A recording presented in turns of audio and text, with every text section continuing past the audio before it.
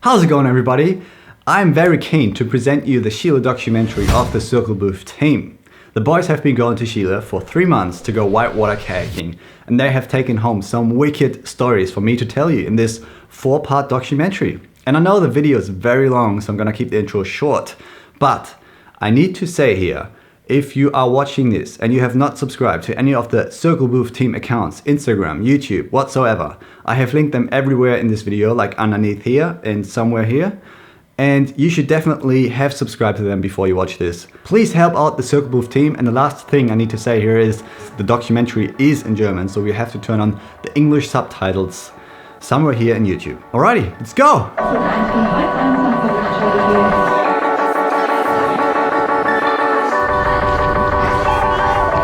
Sven, du hast richtig Bock wieder auf Wandern, oder? Ja, total.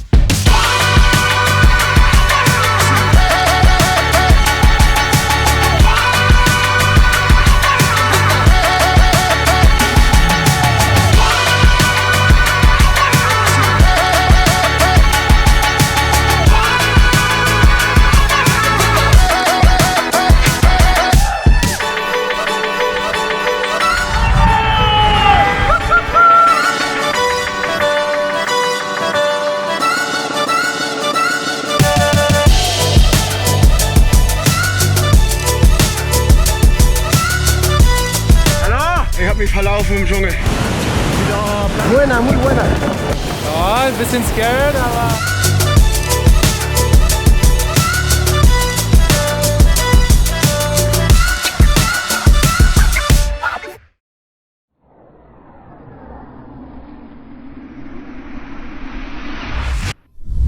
Wir sind hier am Rio Fresco und das ist hier die Kernstelle und halt relativ eng verblockt vom Heizen. Das ist halt da so eine Tischplatte, dann da so runter, dann da so runter, dann da so runter, und dann da so runter, und dann kommt diese Walze, dann musst du nach links bufen und rechts bufen und wieder rechts bufen und wieder links bufen. Mit unserem Schein, da musst du vorher abbiegen, rechts abbiegen, Kreisverkehr links. Und was ist, wenn ein Bagger ein Fluss ist? Dann machen wir auf jeden Fall Bagger. Oder Auto im Fluss. Alle verstanden?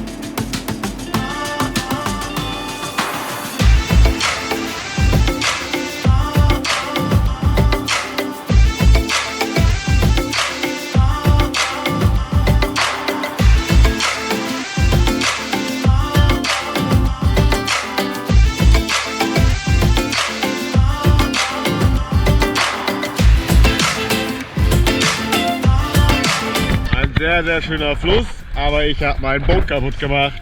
Da hast du den Riss. Oh ja, der sieht ja richtig scheiße aus. Ich habe mich schon gewundert, warum es immer schwerer wird, das Boot. Das ist der Grund. Was sagt Anneke als erstes, wenn ich ihr erzähle, dass ihre GoPro weg ist? Ich hab's gewusst. Da musst du mir jetzt eine neue holen. Ich wusste es. Dann musst du mir wohl eine neue kaufen. Oh nein, was für eine Scheiße. Was soll der Bums? Oh fuck, da muss Hayo mir eine neue kaufen. Obendrauf war deine GoPro. Schön. Ja, was soll ich jetzt dazu sagen? Weiß nicht, wir haben gerade Wetten abgeschlossen, was du sagen willst, aber es hat wohl keiner gewonnen. Schön war nicht unter den Top 5. Also, wir sind hier am Rio, keine Ahnung was, wollen Mariman fahren. Trancura. Unser erster Wuchtbach. Lasse und ich werden wahrscheinlich mit Heckstab fahren. Und das Problem ist, Magnus ist auf der anderen Seite. Oh nein, wie lösen wir das Problem? Wir paddeln jetzt 1 Kilometer hoch zu Magnus. Oder er kommt hier runter, wir haben aber kein Netz. Oder Lasse schwimmt hoch. Oder wir schicken einen Hund mit... Hund? Du meinst, du kriegst diesen Hund motiviert? Ja. Hund. Hund, lauf hoch! Hund. Ja, genau, Hund. Lauf zu Magnus. Lauf. Los, Lassie, Ja, hol Hilfe! Lassie, hol Hilfe! Der. Bruno, hol auch Hilfe! Ja, der.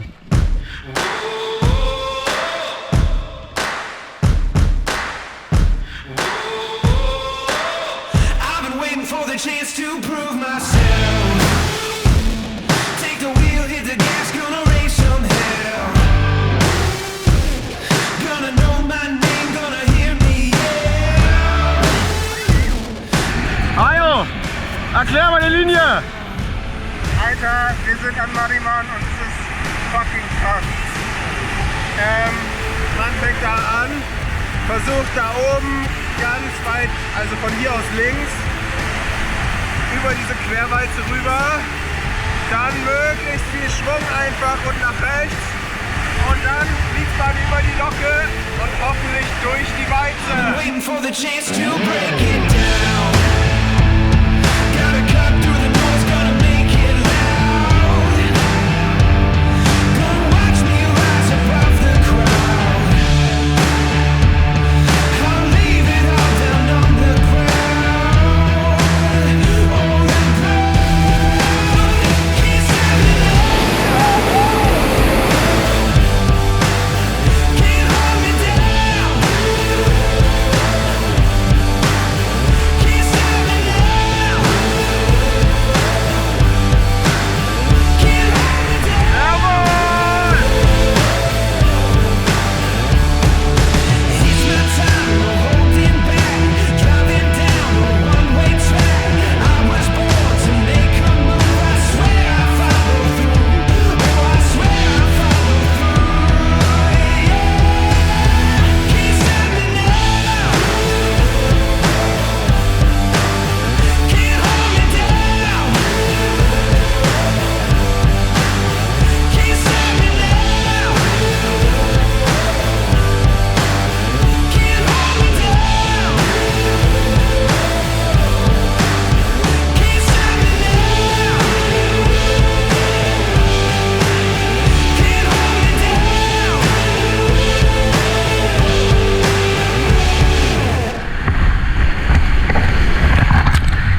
Can't hold me down.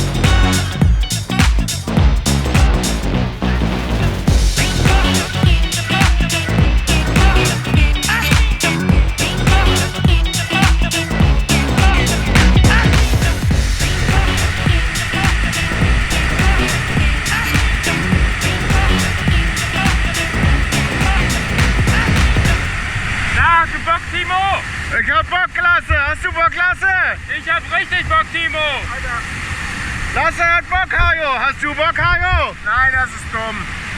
Hast doch Bock, Chris? Hey, kommt jetzt noch Booth or Die oder was kommt jetzt noch? Das war doch gerade eben, den wir umtragen haben. Ja? Na gut. Glaube ich. Also Mittelfui, Palgin. Palgin. Mittelpalgin. Ist Fui. Genau, Mittelpalgin ist Fui. Set Run, doppelt fahren. Ja. Jetzt wird weiter gewandert. Wandern, wandern, wandern, wandern. Hintern. Großeinkauf.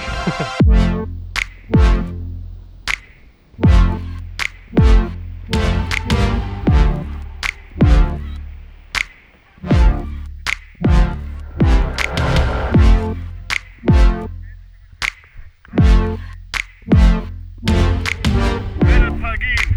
Yeah.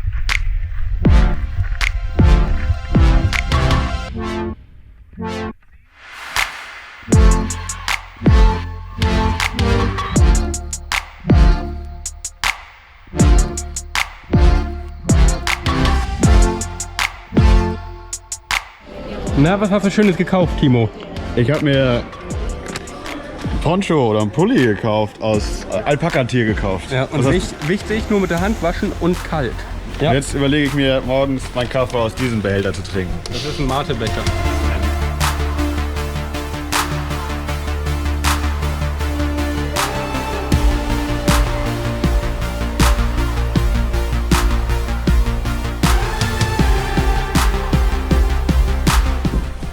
Das ist aber muckelig. Ja, aber da passen ja auch nicht 6 rein. Heiße Thermen. Nee, ist es ja nicht. Es ist einfach nur ein warmes Loch im Boden. Ja, aber das ist natürlich. Ist es.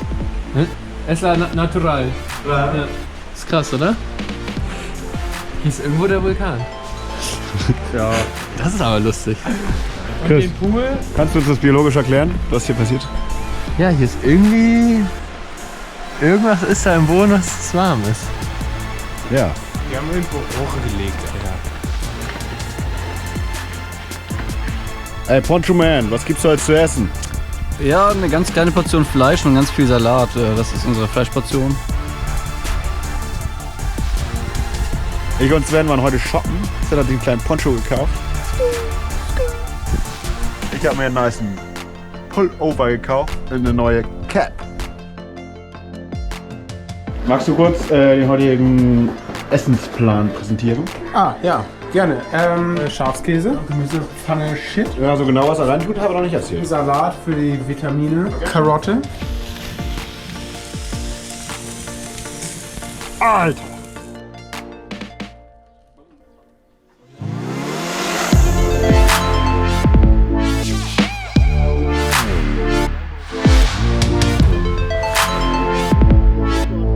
Wir fahren gerade zur Therme, die soll auch nachts aufhaben. Und Mogli ist voll korrekt und macht den Fahrer. Und wir sind gerade hier hinten auf der Ladefläche. Oh, Alter! Das ist viel zu heiß! Alter, wir sind hier in so einer kranken Quelle. Digga, das ist echt vom Vulkan. Viel fucking Erhitzt.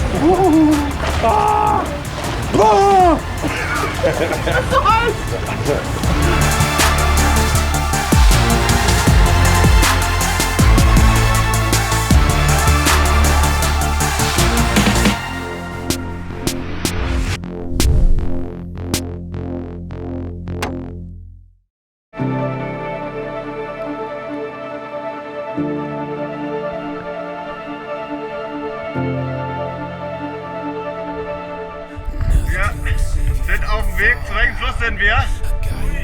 Zum Pfui? Lower Pfui. Soll ein ziemlich wuchtiger Bach sein.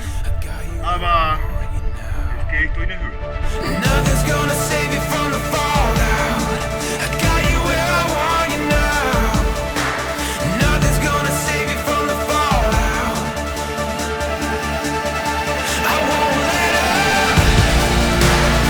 I won't let up. I won't let up. I won't let up. I won't let up. I won't let up.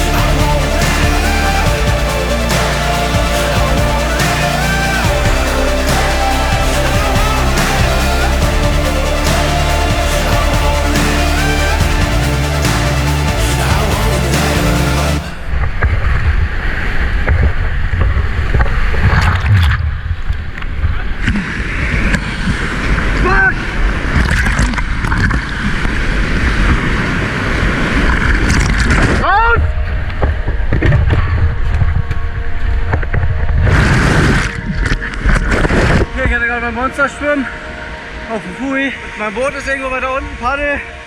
Habe ich zum Glück. Ja, irgendwie durch den Urwald kämpfen am Fluss lang. Hoffen, dass hier irgendwo mein Boot gefunden haben.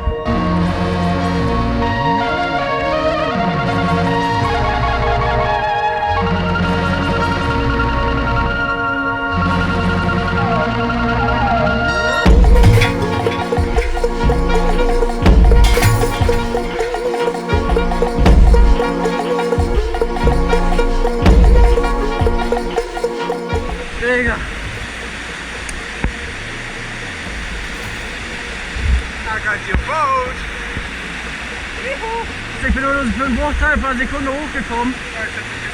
Hab Luft und Wasser eingeatmet und war direkt wieder weg dazu.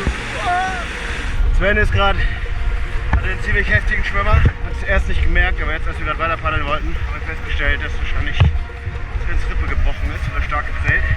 Wir kommen, glaube ich, mit Sven hier erstmal nicht weiter. Und wir wissen auch nicht mehr, was kommt. Dann müssen wir überlegen, was wir mit Sven machen. Ziemlich scheiße. Sven hat einmal den Fluss überquert, ist ungefähr 100 Meter weit gepaddelt, hat aber sofort gemerkt, dass seine Rippe wehtut. Jetzt läuft er einen Kilometer ungefähr noch in die Richtung, da kommt die nächste Brücke und wir werden weitermachen. Und werden den Aufleg einsammeln. Ja, das wäre meine erste echte Verletzung beim Wildwasserfahren. Scheiß Tag, ey.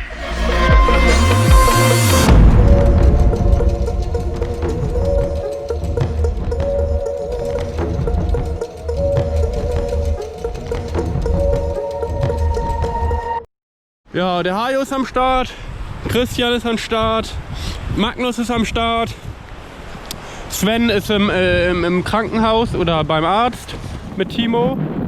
Muti meint, es wären zu viel, es sollen 3 Wasserfälle drin sein.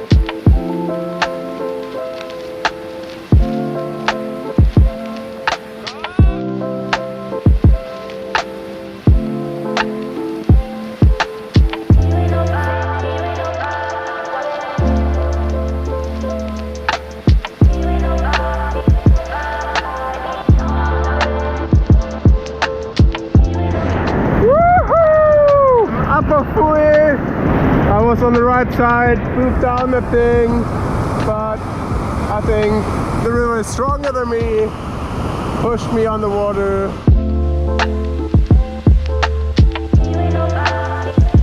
Ja, wenn nur noch solche Stellen kommen, dann ist ja...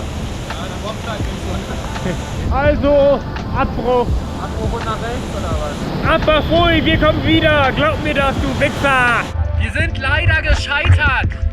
Das war zu doll für so norddeutsche Flachwasser-Idioten. Schade, aber wir haben noch alles. Uns geht's gut. Schade, Renate. Ich bin gestern auf dem Loa Fui bei Hochwasser geschwommen. Meine Rippe hat auch irgendwie einen abbekommen. Ich hoffe mal, die ist nicht zermatscht. Der Arzt hat mir heute nur gesagt, ja, sie haben sich an ihrer Rippe verletzt, aber ihre Lunge ist okay. Und hat mir ein Schmerzmittel in den Arsch gespritzt.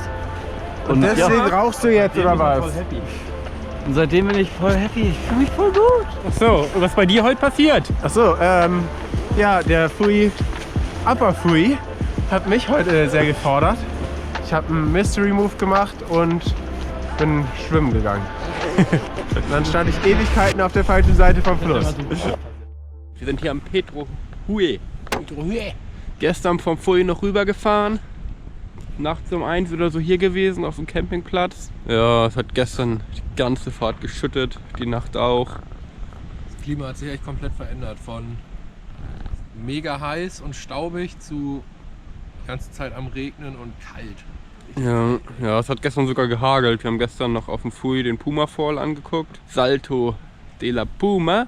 Und da hat volle Kanne gehagelt.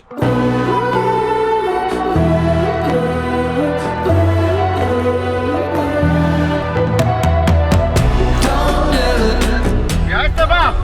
Pedro Hue! Wir fahren heute in Pedro Hue, den Bandit Run! Steht im Guidebook, das lügt nie. Wir fahren in Pedro Hure, direkt aus diesem wunderschönen Bergsee. Da oben schneit's, es ist ganz schön kalt. Das sind meine letzten trockenen Fließsachen. Die werden nass.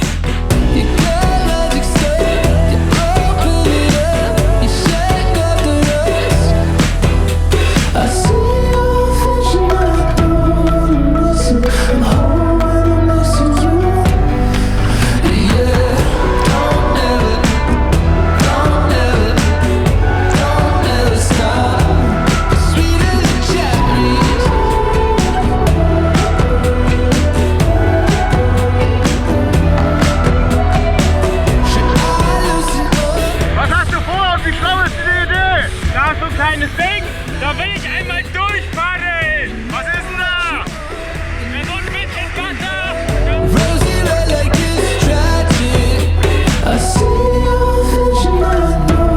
ein bisschen Wasser.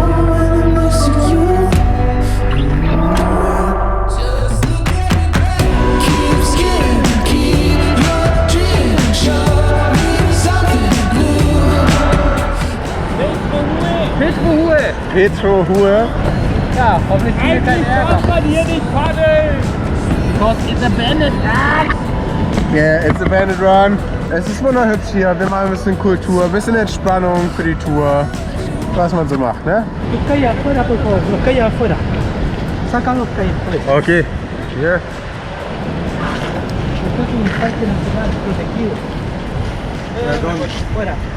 Die Boote sollen da weg. Die ernst immer. Wir werden jetzt ganz freundlich und gehen einfach. Ja, als ob die uns gehen lassen. Ja, können wir jetzt ganz Wie sah der Wasserfall aus? Aber. Aber du musst halt von der Dings da starten, von der Plattform. Weil sonst kommst du da glaube ich nicht ran. Zur Info, Bandit Run ist illegal. Im Buch und im Internet steht, wir müssen früh morgens da sein, weil da die Ranger noch schlafen. Wir waren um 12 auf dem Bach. Vielleicht ein bisschen dumm und optimistisch. Und dann sind wir natürlich so dumm und gehen bei einer Sehenswürdigkeit wie ein Wasserfall mit den Kajaks auf die Sehenswürdigkeit. Ja, und man muss eigentlich Eintritt zahlen. Genau, eine Sehenswürdigkeit, wo man Eintritt zahlen muss. Wir kommen aus dem Naturschutzgebiet vom Fluss. Und was passiert? Wir werden natürlich sofort abgestellt. Ja, aber cooler Ranger. Wir haben auf dumm Deutsch getan, kein Espanol. Okay, Jungs, wie sieht's aus? Hallo. Ja, wir fahren Auto, ne? Dafür sind wir ja hier. 4 Stunden Tour nach Horno Pier. Da gibt's im Wesentlichen 2 Bäche, Rio Negro und Rio Blanco. Hier schon ziemlich in der Pampa.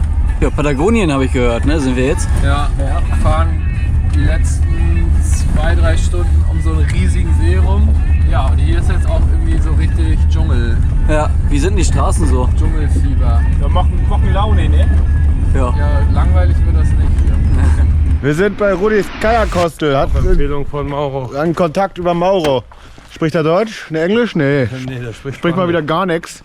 Aber die Gastfreundschaft der Chilenen ist mal wieder traumhaft. Die Treppe sind einfach nur Steine. wieder aufgebaut. Steine. Hier sind wohl noch 3 Russen, haben wir aber noch nicht gesehen. Die Fußmatte besteht aus Tau. Das hier alles sehr. Kommen Sie rein. Wo sind wir hier? Es la Casa Hugo. Ein schöner Ofen. Und schöne Katzen. Die haben alle maritime Sachen. Hier sind überall Seile, draußen hängen Haken und Winden. Die Toilette ist sehr nice gemacht. Wir gehen noch mal kurz rum. Also, das ist Rudi. Hi. Wir pennen hier alle irgendwie in der Küche, glaube ich. Rudi baut seine Wohnung gerade um, sein Haus. Oder er baut es allgemein. Hier kann man wohl pennen. Hier pennen wohl Russen. Hier oben pennt er wohl, hat er gesagt. Und da ist dann Strom. Da macht er sich Strom für oben, für seine Etage. Er baut sich gerade ein Bad. Das sind hier Steine, hat er uns erklärt, also wenn wir nicht verstanden haben. Die hat er alle im Meer gefunden. Und der Bastel, die will er jetzt auch überall hier ranmachen. Hier sollen noch Steine ran, da sollen noch Steine ran, da sollen noch Steine ran. Und die Steine hat er hier.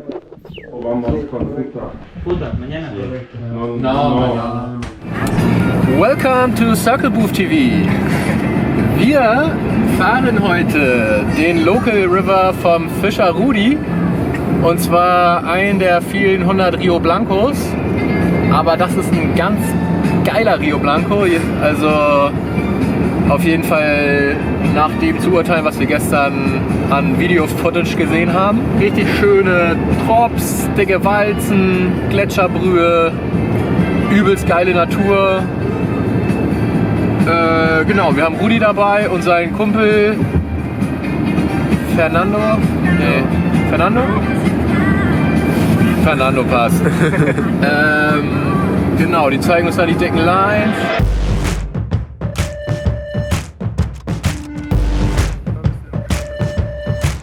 You know I'm a heathen, still got some bones to break. My drink got me leaning, you about to make a mistake. I'm so far gone back, Er hat uns vorhin gesagt, wenn er vergisst, das Tor zu machen, wird man verprügelt. Oder erschossen. So ganz verstanden haben wir ihn nicht. I'm about to bury my hatchet, so pick up the plush in your casket. These chemicals give me bad reactions. Burn it down to the ashes. Fan the flame until it catches. Fire's rising in the blackness. Burn it down to the ashes. I'm here for the vengeance, not here to behave. Get up in my business, I put you down in the grave. I'm so far gone, bad blood turned on. I burn through anyone in my way. I'm about to bury my hatchet, so pick up the plush in your casket. These chemicals give me bad reactions. Burn it down to the ashes. Fan the flame until it catches. Fire's rising in the blackness. Burn it down to the ashes. I feel the darkness calling me. I feel the darkness calling me. I feel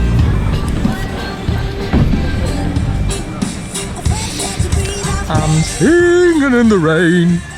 I'm singing in the rain. Wir sind hier gerade am Umsetzen. War eines der geilsten Straßen, die ich bisher in Chile gefahren bin. Die ist so geil. Ich glaube, das ist einfach nur so ein Pfad im Dschungel. Und wir fahren mit den Autos hier lang. fan the flame until it catches. Fire's rising in the blackness. Burn it down to the ashes. Katzenergriff! Mir ist langweilig, beschäftigt mich. Trink noch ein Bier.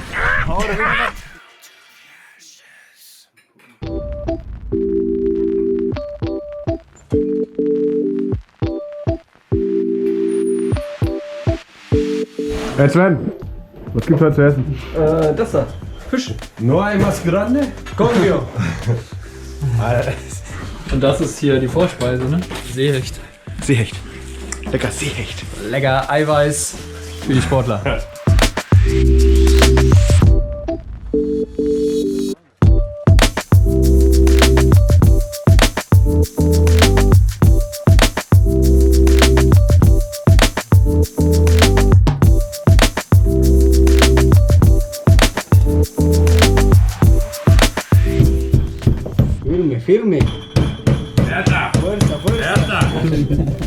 Bin durch. Alter.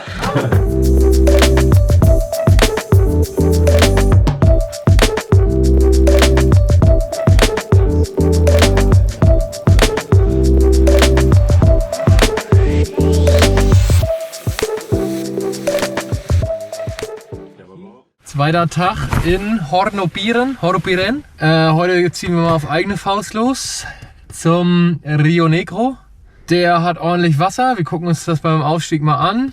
Oh yeah. Wie sieht das aus? Ich möchte euch eine neue Innovation aus dem Hause Lettmann vorstellen. Dieses Paddel ist keine 30, keine 40, auch keine 90, nein 180 Grad gedreht.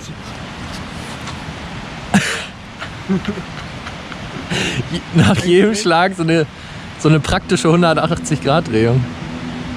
Das sieht außerdem todesstylisch aus.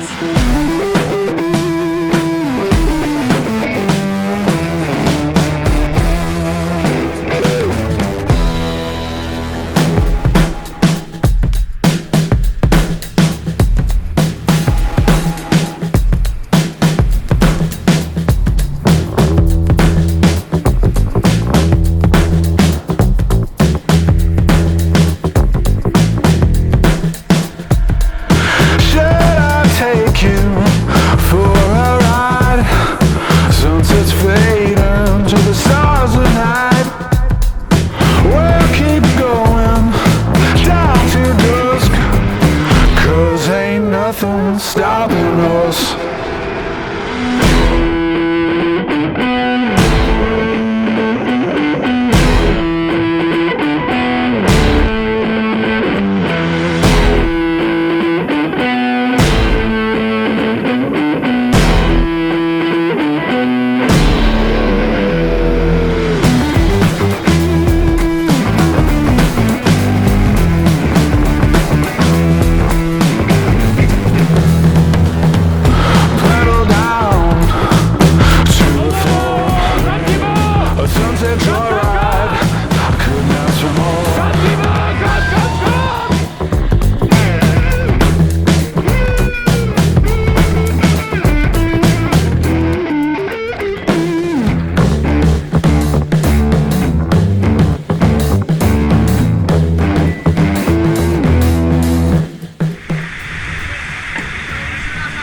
Steig an!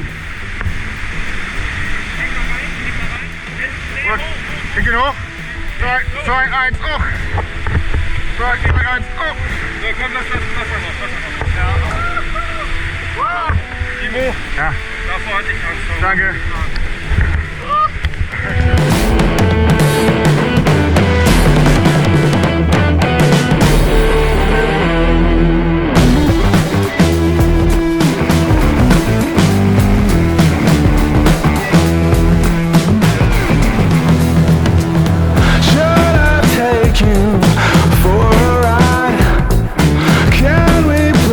To the speed of light.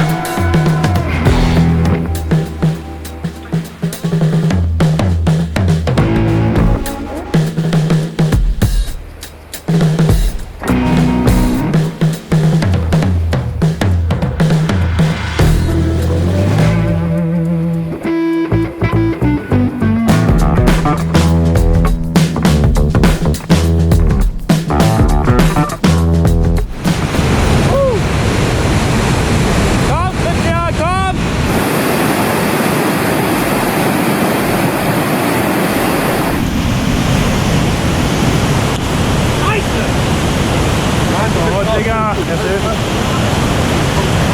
komm hoch.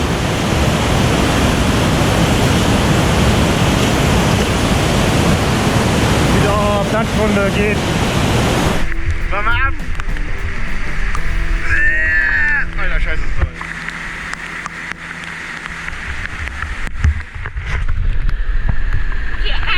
Gut gefangen, Chef. Da kommst du alleine nicht raus. Da kommst du überhaupt nicht raus. Ja, der Rücklauf ist eklig da gewesen. Mein Boot hat da ziemlich lange drin gedreht. Ja. Mario hat das Boot. Also, vielleicht irgendwann kommst du bestimmt raus. Aber Ja, aber dann das, kann ich wahrscheinlich kein Bootsatz mehr fangen. habe auch sofort, nachdem du draußen warst, das erste Mal oben geworfen. Danke dir. Nice. Doppelfilmung. Ja, film mal lieber, wie er jetzt das Ding abzieht. Oh, Papa. Also, erstmal, der Ofen geht nicht an, es ist verdammt kalt, deswegen habe ich eine Mütze und 2 Pullis Muss mal duschen. in der Jacke im Haus an. Das ist meine Ausrede. So, heute, da war so eine Stelle und ich habe da eigentlich schon eine Linie gesehen. Da war auch eine Linie. Lasse ist vorgefahren. Richtig gut. Ah, okay, Linie. Dann ist Christian hinterhergefahren. Linie war richtig scheiße. Fuck you. Und ich dachte mir, er war so richtig langsam und ist so richtig langsam in die Walze rein. Und ich dachte mir, ey, wenn Christian in dem Tempo durch die Walze durchkommt, dann werde ich da wohl auch durchkommen. Ich fahre den 1R. Das ist ein sehr schnelles Boot, aber wenn er halt nicht so schnell ist, dann kriegt er schnell Heckwasser. Da habe ich irgendwann Heckwasser bekommen. Meine Spitze ist kurz vor der großen Walze hochgekommen. Und ich dachte so, alter geil, setze ich den Move früh an. Und dann ist sie genau im falschen Moment runtergekommen und ich bin so richtig stumpf in die Walze. Bin dann da irgendwie hochgekommen, überall Wasser, überall Luft, überall alles. Mich hat es dann nochmal ein paar Mal überschlagen, oder ich glaube nur einmal überschlagen. Habe ich gehofft, ich komme raus, aber nein. Dann habe ich schon, als ich das zweite Mal drin war, mir vorgenommen, ich komme nicht raus. Ich bereite mich jetzt für einen Schwimmer vor. Habe so richtig hektisch geatmet, so richtig Luft geholt und dann ging es wieder runter. Ich habe Spritzer gerissen, mich so richtig hart aus dem Boot, muss man die Füße filmen, so richtig hart aus dem Boot abgestoßen. Tja! Denke mir so, jetzt bin ich raus. Aber ich komme wieder hoch und denke mir so, ah fuck, ich bin immer noch mitten in der fucking Walze. Und dann muss man ja, wenn man da drin hängt und merkt, es geht wieder rückwärts, dann muss man nichts machen. Ja. Dann habe ich kurz auf den Fahrstuhl gewartet, es ging kurz bergab, wurde extrem kalt, wurde dunkel, dann bin ich irgendwo wieder aufgetaucht. Zum Glück stand Lasse gerade perfekt da am Stein und hat mir die Hand gegeben und mich rausgezogen. Weil da links wäre so eine unterspülte Wand gewesen, die war uncool, da hing mein Boot auch noch relativ lange. Ja, aber das war dann mein Schwimmer in Chile. Mein einziger. Bis jetzt. Du bist noch eine Woche hier. Christian, was dir heute passiert? Die Stelle hieß Karma, war eigentlich ganz nice, aber der Eingangsdrop war schon relativ kompliziert von der Linie her. Und mich hat so rausgekehrt und dann habe ich die Rolle so ein bisschen verkackt. Dann habe ich die Rolle richtig verkackt. Dann war ich unter so einem Undercut. Mein Paddel nur noch in der einen Hand. Ich habe es aber noch einmal angesetzt, aber irgendwie ist auch nicht mehr hingekriegt. Und dann in so einen richtig rückläufigen Scheiß reingetrieben, ausgestiegen, direkt einen Wurfsack von Mr. Flow geschmissen bekommen und rausgeschwommen. Aber ich glaube, bei dieser An-Rand-Schwimmaktion habe ich dann nochmal einen kleinen Knutscher vom Felsen mitbekommen. Shit happens. Ja. Und dann kam nur irgendwie so. Und ich so, na gut, okay, fährst du rechts, aber dass da ein richtig fetter Koffer war, irgendwie, dass man mal stattdessen den hier angezeigt hätte, das kam halt nicht. Also bin ich gefahren, hab auch noch gezogen und die Nase ist auch schön trocken gelandet, nur leider gab es dann gleich die Rolle rückwärts. Es hat mega gespült, alles, keine Ahnung, ich habe noch kurz gewartet irgendwie, hat sich gefühlt nichts gebessert, habe gar nicht mehr angesetzt, weil ich wusste überhaupt nicht, wo ich überhaupt reingefahren bin oder was überhaupt passiert. Es wurde überhaupt nicht besser, ich habe nur noch gezogen und danach habe ich gedacht, ich sterbe, weil ich habe echt mit dem Leben abgeschlossen, es war einfach nichts mehr, kein Kontakt, nirgendwo sonst was und ich habe einfach nur noch gewartet und die Luft angehalten und gehofft und dann irgendwie bin ich dann auch rausgespült worden und ja, geile Aktion. Auf jeden Fall war dann das Boot wieder sauber, weil das hat vorher tierisch nach Fisch gestunken. Den haben wir dann nämlich gestern Abend transportiert. Hallo? Nein, müssen nicht alle jetzt. Nein, nicht alle. Das ist nicht. Cheers.